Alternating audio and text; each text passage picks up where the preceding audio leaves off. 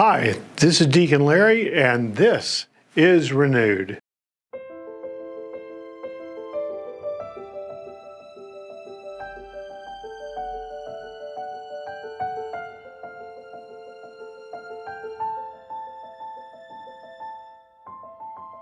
Sisters and brothers, as we celebrate Lent, we use the time frame of 40 days.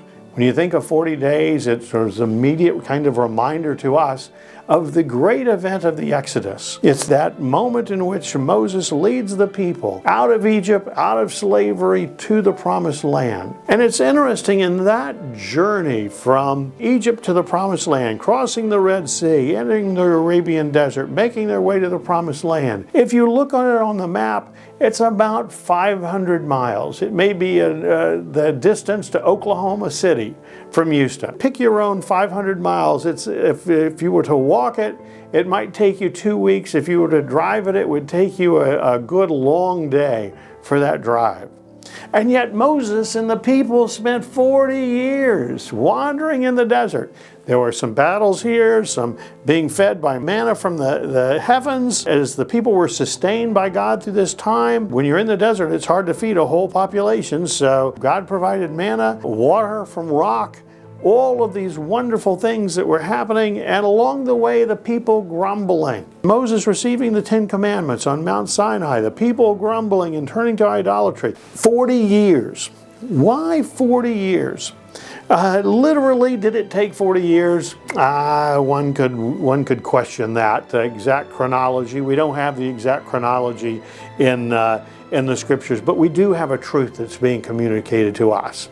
And the truth is that our spiritual lives, our lives of conversion, don't happen overnight.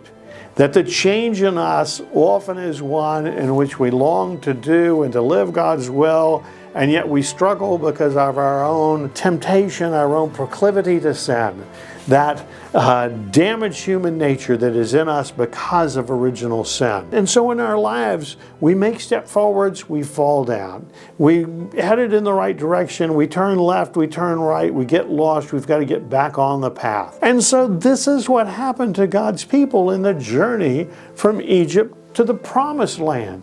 The Promised Land is that image of what eternal life will be, the land flowing with milk and honey where there will be no tears anymore. That, sisters and brothers, is what we're called to journey to in the Lenten journey. So we spend 40 days, but if you're like myself, I've had a lot of Lents. It's more than 40 years worth of Lents for me to make this journey, and for all of us.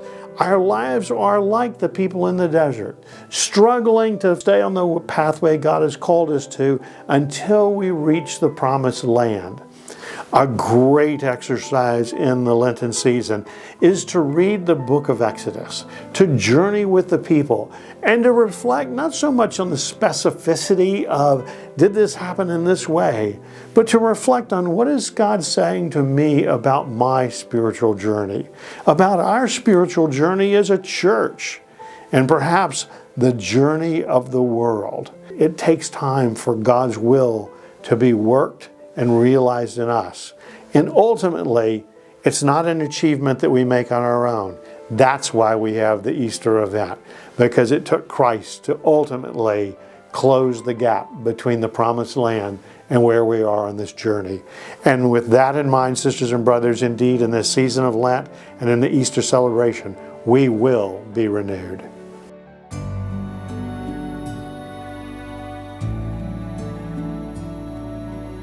Please like, subscribe, or comment below.